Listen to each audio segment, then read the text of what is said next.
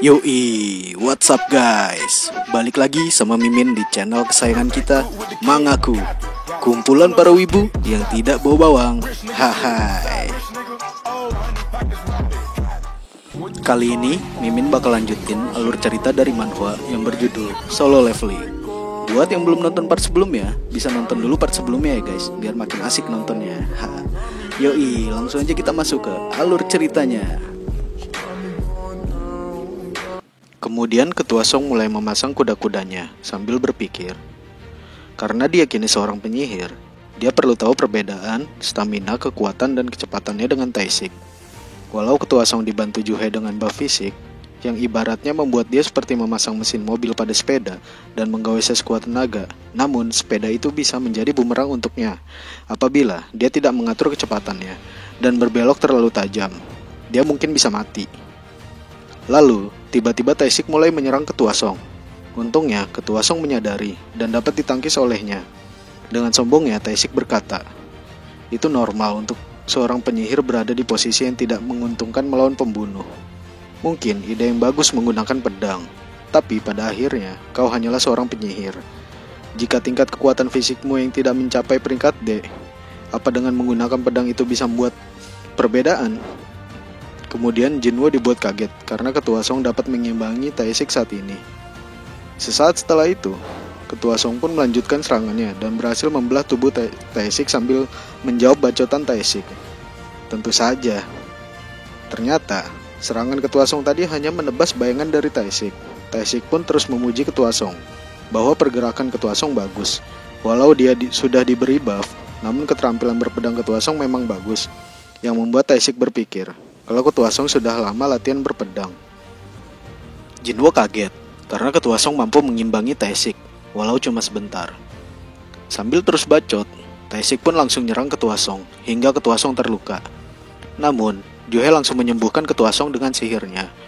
Sontak hal itu membuat Taishik kesal dan ingin mengincar Juhe terlebih dahulu. Sebelum Taishik sampai ke Juhe, Taishik dibuat kaget karena Ketua Song sudah lebih dulu meluncurkan serangan padanya. Namun, hal itu masih sangat mudah ditangkis oleh Taishik.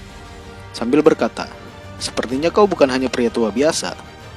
Ketua Song pun berkata kalau dia memiliki murid yang berperingkat S.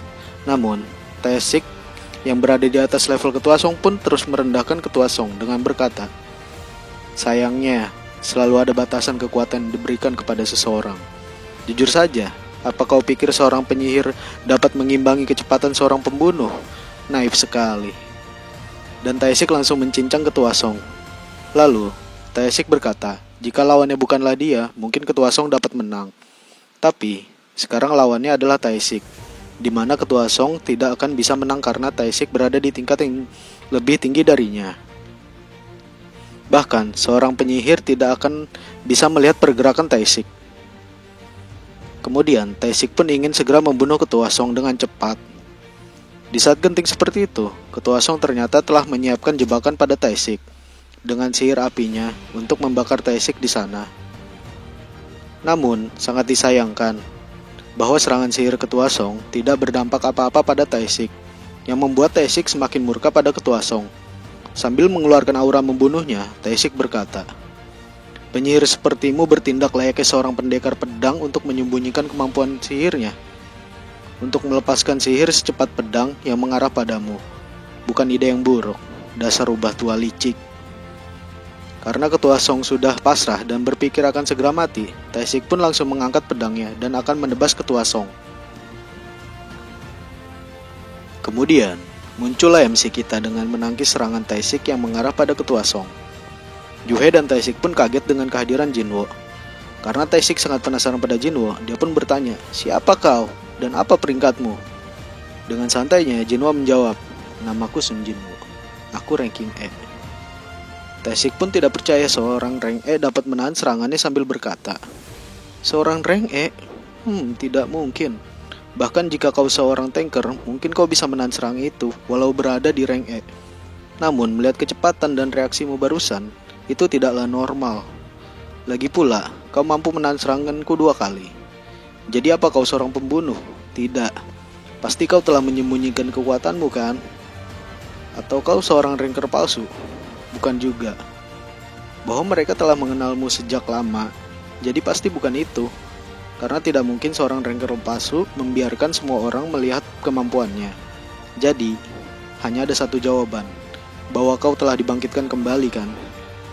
Sontak hal itu membuat Juhe dan Ketua Song kaget.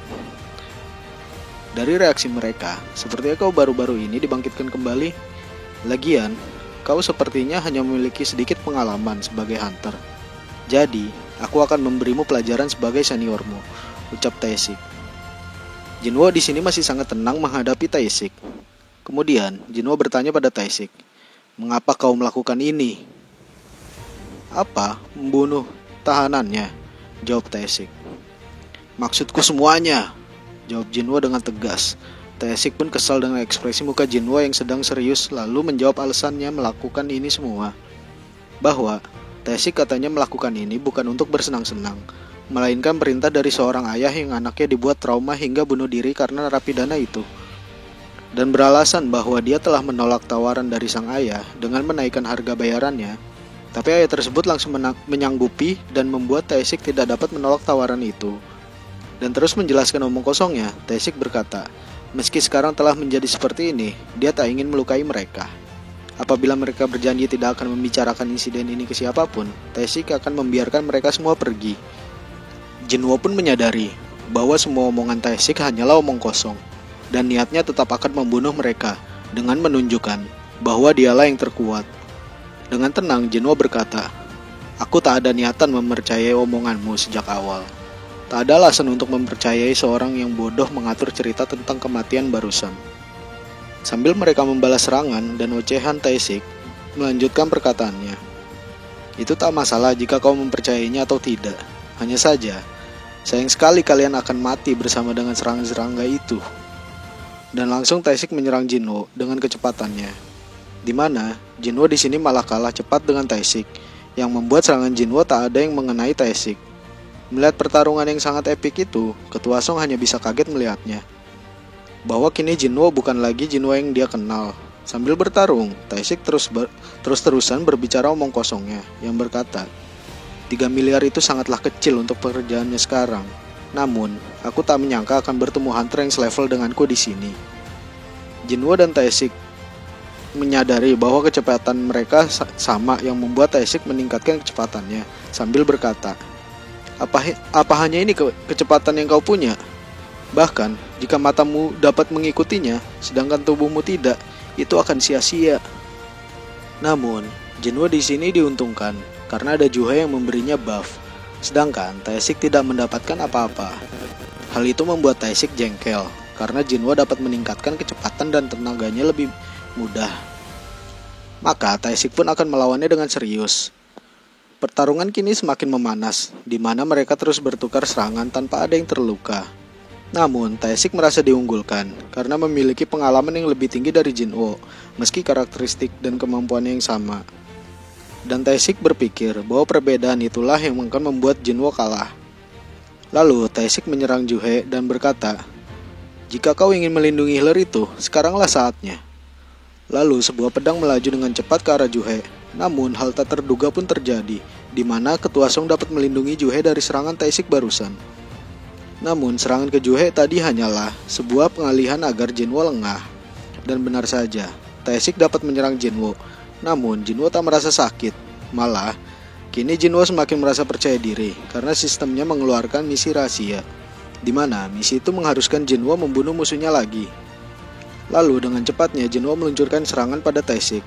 Namun, Taesik masih percaya diri bahwa dialah yang lebih unggul dari Jinwo, dibuat kaget karena Jinwo tak kunjung nyerah. Jinwo pun berterima kasih pada sistemnya karena dia jadi memiliki alasan untuk membunuh lagi. Taesik berkata bahwa dia adalah lawan yang tepat untuk Jinwo karena skillnya mirip dengan Jinwo. Jinwo pun mengiyakan omongan Taesik dan berkata bahwa dia banyak belajar dari Taesik, termasuk fakta bahwa orang cerewet pada saat bertempur tidaklah berguna. Di saat yang sama, Jinwo pun langsung mengaktifkan skill sprintnya dan langsung menyerang Taesik. Sontak membuat Taesik terkejut dengan kecepatan Jinwo yang meningkat pesat, sampai dia tak bisa lagi menghindari serangan Jinwo barusan. Jinwo pun tidak menyia-nyiakan momen itu dengan mengaktifkan skill Bleed. Namun, Taesik yang tangguh itu masih bisa bangkit, walau tubuhnya kini sudah terkena racun. Taesik pun semakin merasa tertarik dengan Jinwoo, hingga membuat efek dari racun itu menghilang, karena memang Taesik ini sangatlah kuat. Lalu, Taesik akan memulai mode seriusnya sekarang, di mana Taesik dapat menghilangkan hawa keberadaannya. Namun, Jinwoo masih bisa menangkis serangan Taesik yang sudah tak terlihat itu. Taesik pun memuji Jinwoo karena bisa menahan serangannya, meski sudah menghilangkan hawa keberadaannya. Lalu, Taesik mengaktifkan lagi skill stealth yang mampu menghapus bentuk, suara, dan bahkan auranya. Bahwa hanya sebagian kecil assassin yang dapat memperoleh skill langka ini. Dan tidak ada yang tahu bahwa Taesik memiliki skill ini karena kalau Taesik sudah mengaktifkan skill ini, semua lawannya tidak ada yang bisa selamat. Sesaat setelah itu, Taesik menyerang Jinwoo di bagian kaki dan memutuskan urat kakinya sambil berkata, "Kau akan cepat sembuh apabila langsung disembuhkan. Tapi dengan jarak segini, hanya teknik dasar yang bisa kau dapatkan." Joe pun teriak dan ingin berlari ke arah Jinwoo. Namun, Taesik dengan aura membunuhnya berkata, "Jangan melakukan apapun dan diamlah di tempatmu sekarang. Aku akan ke sana ketika giliranmu datang." Jelas, hal itu membuat Joe diam gemetaran. Di saat seperti itu, Ketua Song memikirkan cara untuk menolong Jinwoo. Namun dia sadar akan kemampuannya. Tapi dia harus memberi waktu untuk Juhe menyembuhkan Jinwoo. Lalu Taesik dengan sombongnya berkata, "Apakah kamu dapat menahanku dengan tubuh lemahmu? Setidaknya kau tidak dapat mencapai kecepatan yang tadi kau lakukan. Berapa menit hingga lukamu sembuh? Kakimu maksudnya." Jinwoo yang sudah muak dengan omong kosong Taesik pun berkata, "Kau terlalu banyak bicara," sambil mengaktifkan skill penyembuh dari sistemnya yang membuat Jinwoo dapat pulih dengan cepat. Sontak hal itu membuat Juhe, Ketua Song, bahkan Taesik sangat terkejut. Taesik pun makin tidak percaya bahwa Jinwoo adalah seorang assassin dan terus memikirkan betapa mengerikan Jinwoo yang terus memberikan kejutan pada Taesik. Sampai akhirnya Taesik berkata bahwa Jinwoo adalah sosok yang berbahaya. Lalu Jinwoo langsung menyerang Taesik yang masih dalam mode menghilangnya. Taesik pun terkejut karena Jinwoo dapat melihat keberadaannya sambil berkata, "Tidak ada keraguan ketika kamu mengincar leherku. Aku paham. Pada akhirnya, aku tahu perbedaan antara kau dan mereka. Bahwa kau pernah membunuh sebelumnya kan?" Lalu Ketua Song memikirkan tentang perubahan Jinwoo, di mana bukan hanya penampilannya yang berubah, namun kemampuan dan pengalamannya juga sangat berubah. Sambil terus bacot, Taesik melanjutkan perkataannya. Pembangkitan sebuah kekuatan yang tidak terduga yang mampu merubah peraturan sosial. Peraturan khusus yang dibuat untuk hunter yang tidak perlu terikat oleh hukum maupun moral. Dan omongan orang kuat adalah hukum. Jadi, aku akan mengeluarkan seluruh kemampuanku. Kemudian, Taesik langsung menyerang Jinwoo dengan seluruh kekuatannya. Namun, hal itu tidak mengefek apapun pada Jinwoo yang sudah dalam mode seriusnya. Jinwoo pun langsung mengaktifkan skill Bloodlust yang membuat Taesik sangat terkejut karena kini dia sudah dibanjiri bayangan hitam dan tepat di depannya muncul sosok bayangan kegelapan dibarengi dengan Jinwoo yang langsung menyerang Taesik tepat di jantungnya. Ketika Taesik tahu kalau dirinya sudah dikalahkan, sebelum mati dia menanyakan sesuatu pada Jinwoo. "Kau ini apa? Seorang dengan kelas assassin yang memiliki kemampuan penyembuh, bahkan kemampuan efek racun. Aku tidak pernah mendengar soal itu." Dengan santainya, Jinwoo menjawab, "Aku juga tidak yakin soal itu." Jelas, Jinwoo tidak akan memberitahu siapapun kemampuan Jinwoo sebenarnya. Taesik pun berkata bahwa Jinwoo tidak dapat menyembunyikan kemampuannya lagi, karena dia telah membunuh Taesik. Jinwoo pun tak menghiraukan omongan Taesik sambil berkata, "Sebut saja aku adalah seorang pembunuh yang dapat bertambah kuat tiap pertarungan. Menurutmu, aku dapat menjadi seberapa kuat?" Sebelum mati, Taesik menjawab, "Bayanganmu terhubung dengan kegelapan. Kau akan menjadi sekuat kedalaman bayanganmu di dalam kegelapan itu." Kemudian matilah Taesik dalam tangan Jinwoo. Jinwoo pun berpikir bahwa dirinya kini sudah semakin bertambah kuat dibandingkan sebelumnya. Namun dia merasa semakin dirinya bertambah kuat, semakin pula dia merasa ada yang hilang dalam dirinya. Kemudian, Juhe dan Ketua Song berterima kasih pada Jinwoo. Ketua Song pun mengajak mereka untuk pergi dari dungeon dan segera melaporkan hal ini pada Departemen Pengawasan Serikat.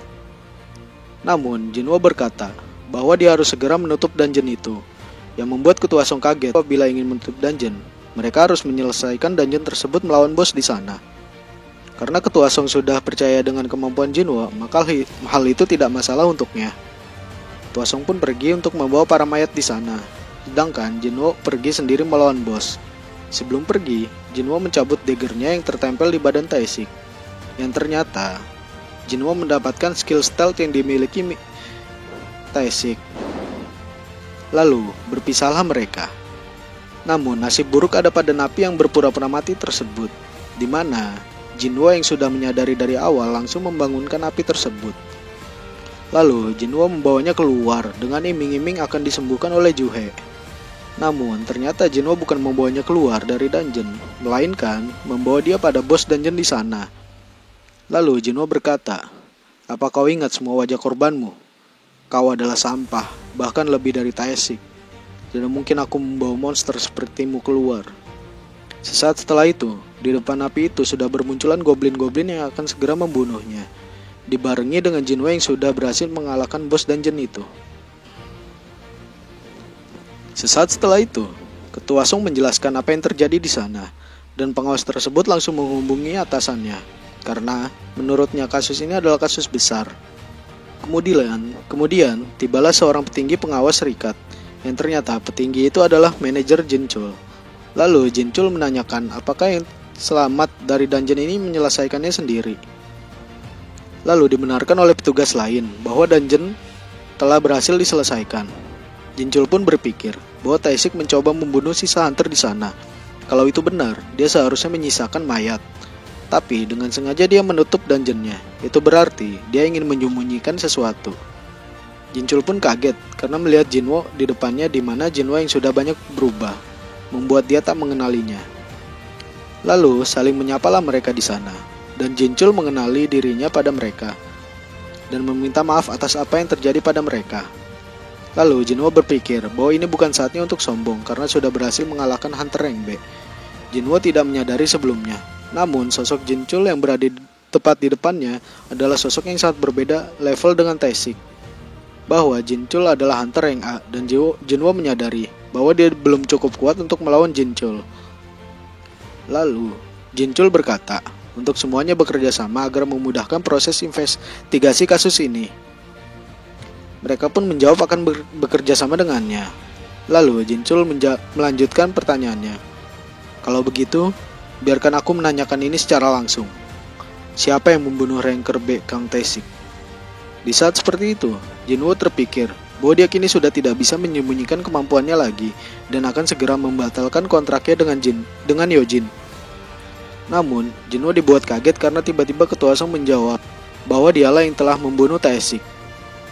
Jinchul pun menanyakan ranking yang dimiliki Ketua Song. Ketua Song menjawab bahwa dia kini berada di rank C. Sontak hal itu membuat Jinchul bertanya, "Bagaimana kamu dapat mengalahkan ranker B dengan rankmu yang masih C?" Ketua Song pun melanjutkan bahwa dia dibantu oleh Juhe, yang dimana Jinchul tahu bahwa Juhe seorang hunter rank B, yang memungkinkan mereka dapat mengalahkan Taesik. Namun Jinchul masih tidak percaya begitu saja, karena Taesik adalah seorang hunter yang sangat terampil. Lalu Jinchul akan membawa Ketua Song untuk melakukan laporan di kantornya. Sebelum Ketua Song pergi, Jinwo menghampirinya dan menanyakan mengapa Ketua Song berbohong. Ketua Song pun menjawab, Aku hanya bisa berasumsi bahwa kau memiliki alasan mengapa kau menyembunyikan kemampuanmu. Apakah aku salah dengan bertindak seperti itu? Lagi pula, kau tidak dapat menghindari penyelidikan. Aku tidak bisa membayarmu atas apa yang telah kau lakukan. Setidaknya, ini yang bisa kulakukan untuk menebus itu. Gentle banget ya Ketua Song guys. Kemudian Jinchul berbicara pada Jinwo bahwa dia juga tidak mengira kalau Jinwo dapat mengalahkan Taesik, dan dia tidak perlu mencurigai Jinwo lagi atas pembangkitannya lalu. Tapi dia hanya ingin memberitahu Jinwo bahwa Jinwo harus berhati-hati, karena bila Jinwo tidak berhati-hati, mungkin Jinwo akan segera mati dalam waktu dekat. Jinwo pun terkejut dengan omongan Jinchul dan bertanya, apa maksudnya? Jinchul pun menjelaskan perihal dungeon saat bersama Wang Dongsuk, dan orang yang selamat adalah Jinwo dan seorang hunter rank D. Namun masalahnya adalah adik dari Hwang Dong-su, yaitu Hwang Dong-su, mencari mereka dan mungkin akan membalaskan dendam pada Jinwo dan Yojin. Jinwo pun kaget karena Hwang Dong-su yang dimaksud adalah Hunter rank S ya. Sambil terus Jin Chul menjelaskan bahwa sebenarnya tidak penting saat raid selalu. Yang paling penting adalah Jinwo dan Yojin selamat. Karena Hwang Dong-su adalah Hunter rank S, maka hukum tidak berlaku padanya, di mana Hwang Dong-su adalah mukjizat berjalan sekaligus bencana berjalan. Akan penting bagi Jinwo untuk berhati-hati padanya. Karena mungkin Jinwo akan diburu oleh seseorang yang bahkan ditakuti para monster dan memberikan ide bahwa Jinwo lebih baik kabur untuk sementara waktu. Sesaat setelah itu, pria kusut itu ternyata seorang pebisnis emas yang kemudian menyerahkan dirinya untuk segera diadili. Lalu, Jue kemudian mengeluarkan kristal sihir yang diberikan Jinwo saat dungeon ganda lalu, yang dimana apabila dia selamat, maka Jinwo harus mentraktir Jue makan. Kemudian panel berpindah saat Jue dan Jinwo sedang berkencan. Jue pun berkata bahwa Jinwo kini sudah banyak berubah, sedangkan dirinya masih belum ada perubahan. Jinwo pun meluruskan perkataan Jue, di mana perubahan tiap orang itu berbeda-beda. Jue pun membenarkan perkataan Jinwo, lalu berkata bahwa dia dulu sering sekali menyembuhkan luka pada Jinwo. Hampir setiap dungeon pasti Jinwo selalu disembuhkan oleh Jue. Sampai Jue sempat berpikir bahwa itu menyebalkan dan berpikir bahwa Jinwo adalah seorang yang bodoh. Tapi Jinwo selalu bisa bertahan dan Jue selalu melihat mata Jinwo di mana mata itu memancarkan aura kehidupan yang kuat. Berbeda dengan Jue yang tidak memiliki mata seperti itu, Jue mengingatkan Jinwo kembali perihal batu sihir itu, di mana mereka sudah janjian apabila selamat, maka Jinwo harus mengajak Jue makan. Lalu Jinwo kaget dengan perkataan Jue. Jue pun melanjutkan bahwa dia akan pensiun dan berniat kembali ke kota asalnya di Busan. Dengan sedihnya, Jinwo berkata, "Kalau aku sedang di daerah sana, aku akan mengajakmu berkencan lagi." Sempat-sempatnya si Jinwo ya guys. Kemudian Jinwo berpikir bahwa dia memiliki alasan untuk lebih kuat lagi, yakni menandingi Hwang Dong-su. Lalu panel berpindah pada Jinwo yang sedang menyapa Yojin, di mana Yojin sudah menyiapkan membernya untuk memasuki dungeon. Namun, Jinwo sangat kaget karena semua membernya termasuk hunter yang cacat. Bahkan, ada seorang gadis SMA di tim mereka. Karena yang akan memasuki dungeon hanya Jinwo dan Yojin, jadi menurut Jinwo tidak masalah selama mereka tidak ikut masuk. Para Kroco itu pun kaget karena hanya mereka yang akan masuk dungeon itu. Lalu Kroco itu menanyakan apakah mereka tetap dapat bayaran 3 juta won dengan tidak memasuki dungeon. Yojin pun mengiyakan ucapan mereka dan meminta mereka hanya menunggu di luar sampai mereka keluar. Jelas, hal itu membuat para Kroco itu senang karena mendapatkan uang dengan tidak melakukan apa-apa itu sangat menguntungkan untuknya. Kemudian, Jinwo memikirkan sesuatu, di mana Yojin mengenakan perlengkapan yang aneh lagi. Gila ya, si Yojin ini konyol banget tiap dungeon. Jinwo pun mengetes Yojin dengan menjentikan jarinya, membuat Yojin langsung jatuh. Lalu Jinwo menyuruh Yojin untuk melepaskan bajunya. Namun konyolnya, Yojin sampai tidak bisa berdiri, hingga meminta bantuan Jinwo untuk membangunkannya. Aneh banget Yojin ya guys. Akhirnya mereka pun berangkat, di mana Yojin masih saja mengenalkan helm anehnya itu. Sesaat mereka memasuki dungeon, para Kroco ini pun menggibahkan Jinwo dan Yojin karena merasa tidak sanggup menyelesaikan dungeon itu hanya berdua. Namun, ocehan mereka dipatahkan sesaat setelah Yojin keluar dari dungeon itu. Mereka berpikir bahwa Yojin sudah berhasil kabur dari dungeon. Namun, kenyataannya bahwa dungeon itu telah diselesaikan dan pintu dungeonnya pun tertutup. Lalu, Jinwo dan Yojin bergegas menuju dungeon lainnya, karena mereka harus menyelesaikan minimal 3 dungeon dalam sehari. Kemudian, panel berpindah pada kantor guild White Tiger. Jadi White Tiger ini salah satu guild besar di Korea ya guys. Lalu ada yang melaporkan bahwa ada sebuah tim yang membeli semua dungeon rank C, yang membuat guild White Tiger tidak dapat melakukan raids untuk hunter rendah mereka.